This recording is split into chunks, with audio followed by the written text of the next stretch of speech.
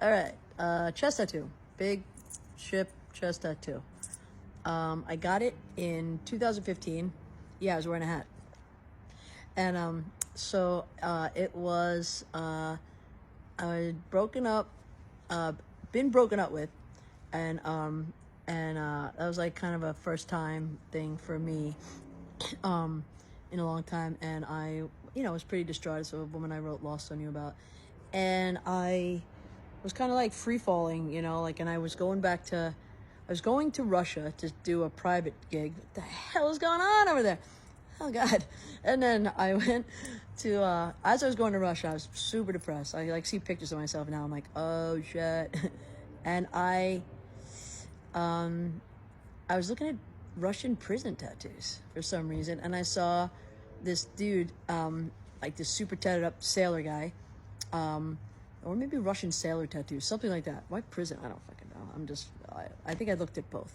And this guy was a sailor, and he had this big ship on his chest. And I was like, I wanted to get a ship, but I didn't think about getting it on my chest. And I was in such a spot that I was like, yo, I'm about to get that shit on my chest when I go to New York back from Russia.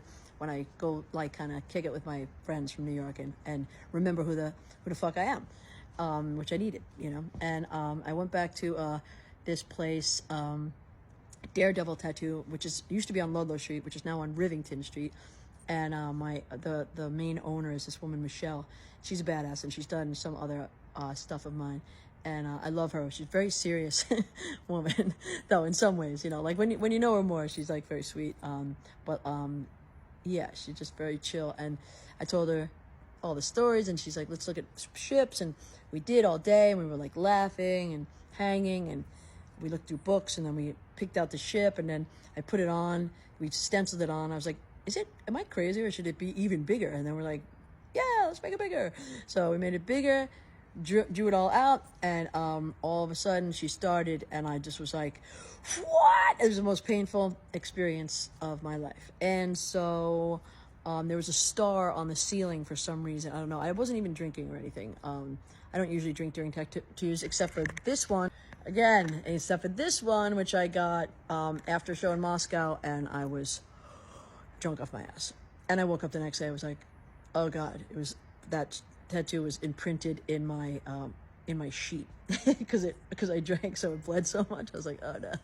Anyway, back to the ship. She started doing it. It was so painful, and then I kept looking up at this star on the ceiling, for some reason, and I was like, it's the only thing that I would just throw my attention up there and concentrate on the star, and a therapist later told me that's like torture management, like when people are getting beat to death or raped or something. That's what they do. They go outside their bodies. And I was like, that is brutal. That's a terrible story. And anyway, but that's how I managed the pain of this tattoo. And then and also, it should be noted that I was thinking that my artist career was kind of over because I got dropped from Warner Brothers. I was just going to write songs for other people and tour a little bit, put out little indie records. So I was kind of I wasn't trying to make some kind of big statement with this. It was just for me, and it's about the journey, which I fucking hated that expression always, and now I get it. I mean, I got it then. I hadn't gotten it until then. So now I get it. It's about the journey. The journey's the best. And okay, that's it. That's the story of the chest tattoo. And yeah, it's been good. People like it, seem to like it. And it feels very like me. I'm a sailor. That's it. There you go. All right.